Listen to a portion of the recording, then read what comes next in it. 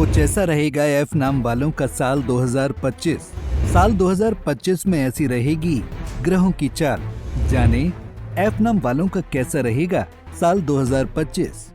मेरे YouTube पे astronomy पर आपका स्वागत है। नमस्कार, मैं हूं नरेश कुमार। सबसे पहले उन दर्शकों का धन्यवाद जिन्होंने पेज को सब्सक्राइब किया है, पेज के वीडियोस को शेयर कर रहे हैं, लाइक कर रहे हैं और कमेंट बॉक्स में हमें अपनी राय भी लगातार भेज रहे हैं। दोस्तों, आज के वीडियो में बताएंगे कि एफ नाम के जो जातक होते हैं उनकी राशि क्या होती है। ये इसलिए क्योंकि बहुत सारे ऐसे जातक होते हैं जिनकी या तो जन्मपत्री बनी नहीं होती या जन्मपत्री बनी है खो गई है, उन्हें अपनी राशि ही नहीं पता। तो उन्हें अपने नाम का पहला अक्षर तो पता है लेकिन राशि नहीं पता। अब ज्योतिष में दो तरीके से राशि का विचार किया जाता है। एक तो जब आप पैदा होते हैं उस समय चंद्रमा कौन से नक्षत्र में है, कौन से चरण में है, वहां से शब्द निकाला जाता है। और दूसरा आपका प्रचलित नाम होता है। यदि आपका नाम एफ से शुरू होता है, अंग्रेजी का शब्द जो एफ है उससे शुरू होता है, तो आपकी राशि धनु बनती है। क्योंकि धनु राशि में 3 नक्षत्र आते हैं। मूला जो नक्षत्र है उसके चारों चरण जो है वो इसी में आते हैं। पूर्वाषाढ़ा नक्षत्र है उसके चारों चरण धनु राशि में आते हैं। उत्तराषाढ़ा नक्षत्र का पहला चरण जो है वो धनु राशि में आता है। इसमें से पूर्वाषाढ़ा जो नक्षत्र है उसका तीसरा चरण जो है वहां से यदि हम नाम निकालते हैं तो अंग्रेजी का शब्द एफ निकलता है। तो एफ नाम के जितने भी जातक हैं उन सबकी राशि जो है वो धनु बनती है। तो यदि आपका नाम अंग्रेजी का शब्द एफ से शुरू होता है, आपको अपनी राशिफल जो है वो धनु राशि के हिसाब से देखना चाहिए। शनि की 7.5 और ढैया का विचार भी धनु राशि के हिसाब से ही करना चाहिए। इस वीडियो में आगे आपको बताएंगे कि आपका साल 2025 कैसा रहेगा। तो सबसे पहले तो ये कुंडली आपके सामने जो लगी हुई है वो धनु राशि की लगी हुई है। आज की डेट में आप देखते हैं तो गुरु आपकी कुंडली में छठे भाव में गोचर कर रहे हैं। छठे भाव का गुरु का गोचर अच्छा नहीं होता। आपकी राशि के स्वामी गुरु हैं। जब राशि के स्वामी गुरु छठे भाव में चले जाते हैं तो ये गोचर अच्छा नहीं है। कारण छठा भाव रोग का भाव है, ऋण का भाव है, शत्रु का भाव है।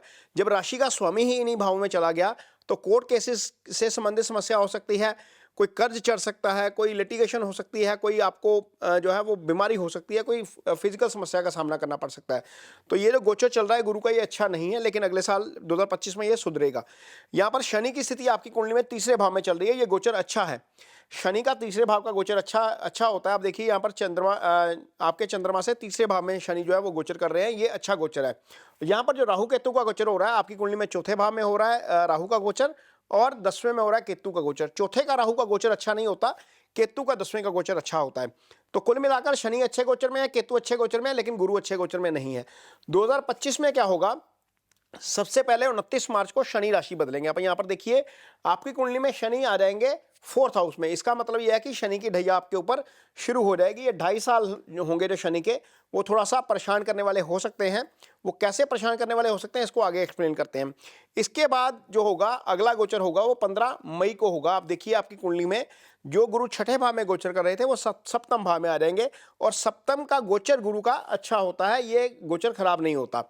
और यहां पर अगला गोचर जो होगा वो राहु केतु का होगा। 29 मई को राहु केतु की पोजीशन चेंज हो जाएगी। केतु 9th हाउस में आ जाएंगे, राहु चले जाएंगे 3rd हाउस में। और राहु का गोचर भी 3rd हाउस में बहुत अच्छा होता है, क्योंकि पाप ग्रह है। पाप ग्रह तीसरे, छठे, 11वें में अच्छा गोचर करते हैं। तो लिहाजा राहु का गोचर अच्छा रहेगा, गुरु का गोचर ठीक हो जाएगा, शनि का गोचर थोड़ा सा खराब हो जाएगा क्योंकि ये ढैया की स्थिति हो जाएगी। यहां पर शनि क्या परिणाम कर सकते हैं इस पर चर्चा करेंगे। लेकिन साथ में ये बताइए, देखिए ये अब ये जो कुंडली लगी हुई है वो कुंडली आपके सामने लगी हुई है। इसमें आप देख सकते हैं कि आपकी कुंडली में कौन कौन से भाव एक्टिव हैं। तो सबसे पहले तो गुरु सप्तम भाव में बैठे हैं, दृष्टि दे रहे हैं आपके राशि को। राशि के ऊपर केतु की दृष्टि भी जा रही है। आप देखिए यहाँ पर केतु की दृष्टि भी जो है वो राशि के ऊपर जा रही है। इसका मतलब है कि आपकी राशि एक्टिव हो जाएगी। राशि के एक्टिव होने का मतलब है कि ये पॉजिटिव वे में एक्टिव है और आपको इसका बहुत लाभ होगा। लेकिन ये सारी चीजें होंगी 29 मई के बाद, जब केतु लगन के राशि को दृष्टि डालेंगे, गुरु की दृष्टि भी राशि के ऊपर चली जाएगी। अब दूसरी दृष्टि देखिए यहाँ पर जो गुरु की है वो 11th हाउस पे जा रही है। 11th हाउस आपकी इच्छाओं का भाव होता है। इच्छाएं पूरी 11th हाउस से होती हैं। 10वें से कर्म देखा जाता है, 11 से आय देखी जाती है। सामाजिक प्रतिष्ठा सारी 11th हाउस से आती है। प्रमोशन, तरक्की सारी 11th हाउस से आती है। अब यहाँ पर देखिए गुरु की दृष्टि है। तीसरे भाव में जब राहु बैठे हुए हैं वो भी दृष्टि दे रहे हैं यहाँ पर, और ये भाव आपका एक्टिव हो गया, यानी कि 11th हाउस आपका एक्टिव है। और आपका भाव हो रहा है तीसरा एक्टिव। तीसरा इसलिए एक्टिव हो रहा है क्योंकि वहां पर राहु खुद विराजमान है और गुरु की वहां पर दृष्टि जा रही है। आप ये देखिए ये ट्रायंगल एक्टिवेट हो गया। ये जो ट्रायंगल एक्टिवेट हुआ ना 7, 11 और 3rd का, इसको बोलते हैं भोग का ट्रायंगल। यानी कि 2025 ऐसा साल है जब आप फैसिलिटीज का भोग करेंगे। हालांकि शनि का भी रोल आगे बताते हैं कि क्या रोल होगा शनि का, लेकिन यहाँ पर आपको थोड़ा सा भोग वाली स्थिति जो है वो ज़्यादा रहेगी। आपको एंजॉय मिलेगा लाइफ में, आप यात्राएं करेंगे, आप बहुत सारी चीज़ें पार्टीज करेंगे, फन करेंगे, ये सारी चीज़ें आपकी लाइफ में होंगी। और क्योंकि सप्तम भी एक्टिव है, सप्तम एक्टिव इसलिए है क्योंकि गुरु वहां पर आ गए हैं और राहु की दृष्टि सप्तम के ऊपर पड़ रही है, इसलिए वो भी एक्टिव है। तो जिनकी शादी नहीं हुई है उनके लिए शादी का भी योग बनता है। तो सबसे पहले जो एक्टिव भाव है उनकी बात करते हैं। 11th हाउस आपकी तरक्की के रास्ते खोलेगा, आपकी आय में वृद्धि करेगा, आपको डेफिनेटली सामाजिक प्रतिष्ठा दिलवाएगा। यदि आपकी प्रमोशन पेंडिंग है तो वो प्रमोशन यहाँ पर गुरु की कृपा से होगी आपकी। अब यहाँ पर जब 7th एक्टिव है तो 7th क्या होता है, आपके पार्टनर का भाव होता है।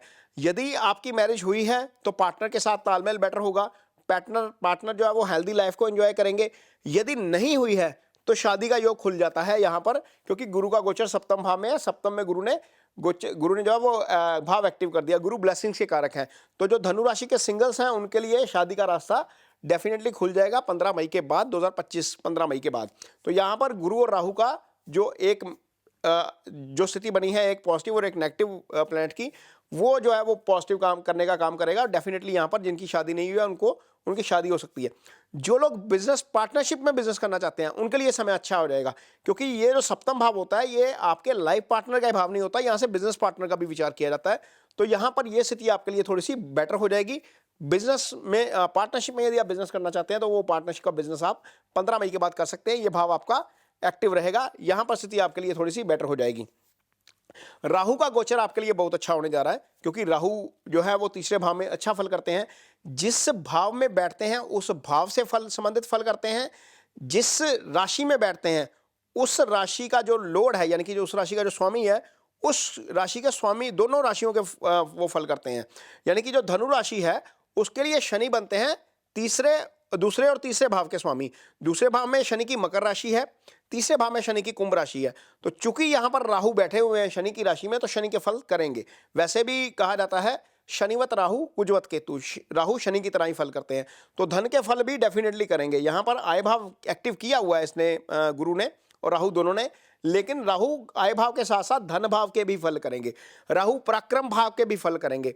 राहु आपके भाई के साथ आपका तालमेल बेटर बनाने का भी काम करेंगे। तो डेफिनेटली यहाँ पर धनु राशि के जातकों को बहुत सारी चीजें जो है राहु और गुरु के उससे ब्लेसिंग से आपको बहुत सारी अच्छी चीजें देखने को मिलेंगी। लेकिन कुछ चीजें यहाँ पर थोड़ी सी परेशान करने वाली भी हैं, उनके ऊपर भी थोड़ा सा ध्यान रखना पड़ेगा।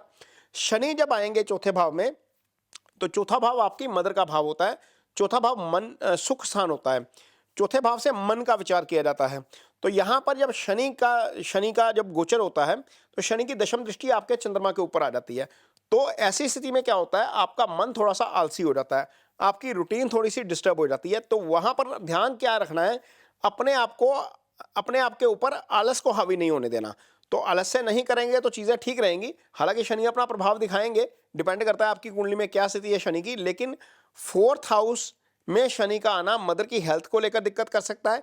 यदि कोई एसेट क्रिएशन की तरफ जा रहे हैं, मकान खरीद रहे हैं, प्रॉपर्टी खरीदने जा रहे हैं, गाड़ी खरीदने जा रहे हैं, कोई भी नई एसेट बना रहे हैं, वहां पर डिले हो सकता है चीजें। यहाँ पर यह बात आपको बैक ऑफ द माइंड ध्यान रख के चलनी है कि कोई भी एसेट बनाएंगे तो वहां पर आपको थोड़ी सी दिक्कत होती हुई नजर आ सकती है।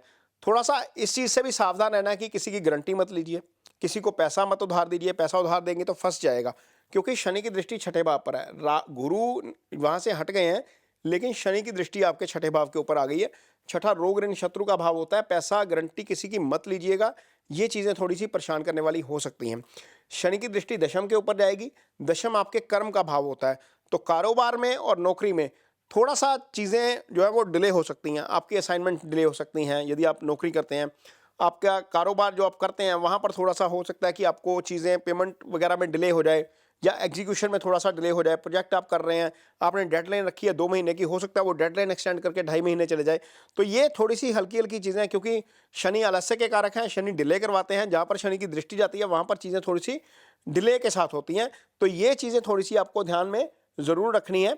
अदरवाइज के जातकों के लिए शनि मोटे तौर पर भोग स्थान का ट्रायंगल एक्टिव, आपकी राशि एक्टिव, ये 4 चीज़ों का एक्टिव होना आपके लिए बहुत अच्छा है। ठीक है, अधिकतर जातक जो इस समय प्रोफेशनल लाइफ में है उनके ऊपर गुरु की महादशा या तो शुरू हुई है या आगे चल रही है। तो गुरु की महादशा यानी कि आपके राशि की ही महादशा है। तो राशि की महादशा जो है वो अच्छी जाए, इसके लिए आप गुरु के डेफिनेटली कुछ ना कुछ उपाय जरूर करिए। यदि आपका गुरु राहु केतु एक्सिस में है, कुंडली में, छठे भाव में है, लगन कुंडली में, अष्टम में है, 12वें में है, तब आपको डेफिनेटली जो है अष्ट स्थिति में है या वक्री है, तो आपको गुरु की रेमेडीज जरूर करनी चाहिए। तो गुरु की सबसे अच्छी रेमेडी क्या है? गुरु फलदार पेड़ों के कारक हैं और फल का एक पेड़ जरूर लगाइए। आपके गुरु की पोजीशन लगातार स्ट्रांग होती जाएगी जैसे जैसे वो पेड़ बढ़ता जाएगा। ये सबसे अच्छी रेमेडी है। गुरु ज्ञान के कारक हैं। किसी बच्चे को जो नीडी है, जो पढ़ना चाहता है, उसके पास रिसोर्सेज अवेलेबल नहीं है, उसको हेल्प करिए। वो हेल्प आप 10 रुपए की पेंसिल के रूप में भी कर सकते हैं, स्टेशनरी के रूप में भी कर सकते हैं, उसकी फीस स्पॉन्सर करने के रूप में भी कर सकते हैं, और उसको खुद अपना आधा घंटा या 1 घंटा समय देकर पढ़ाकर वो भी कर सकते हैं। और ये काम ये ज़रूरी नहीं है कि आपने बाहर करना है, आप अपने बच्चे को पढ़ाने में यदि हेल्प करते हैं तो भी वो गुरु की रेमेडी हो जाएगी। वैसे तो नीडी बच्चे को ही करें तो ज़्यादा अच्छा है, क्योंकि आप घर में तो सारे कर लेते हैं, लेकिन यदि आप किसी नीडी का हेल्प करेंगे तो वो ज़्यादा बेटर रहेगा। इसके अलावा तीसरी रेमेडी के तौर पर आप अपने अटायर जो हैं वो थोड़े से येलो टोन में रखिए, और दूध यदि आप पीते हैं तो उसमें केसर या हल्दी जरूर डालिए। ये चीज़ें करने से आपको डेफिनेटली मदद मिलेगी। यदि आपकी कुंडली में गुरु की पोजीशन छठे, 8वें, 12वें में नहीं है, गुरु केंद्र या त्रिकोण स्थान में है, तो आप पुखराज धारण कर सकते हैं। ये आपके लिए बहुत अच्छा है। ये लाइफ स्टोन है, इससे आपका कॉन्फिडेंस डेफिनेटली बढ़ेगा। तो ये वीडियो आपको कैसा लगा, इस पर कमेंट बॉक्स में अपनी राय जरूर दीजिए। यदि ये वीडियो अच्छा लगे तो उसे शेयर जरूर करिए, पेज को सब्सक्राइब जरूर करिए। इसके साथ ही मुझे दीजिए इजाजत। नमस्कार।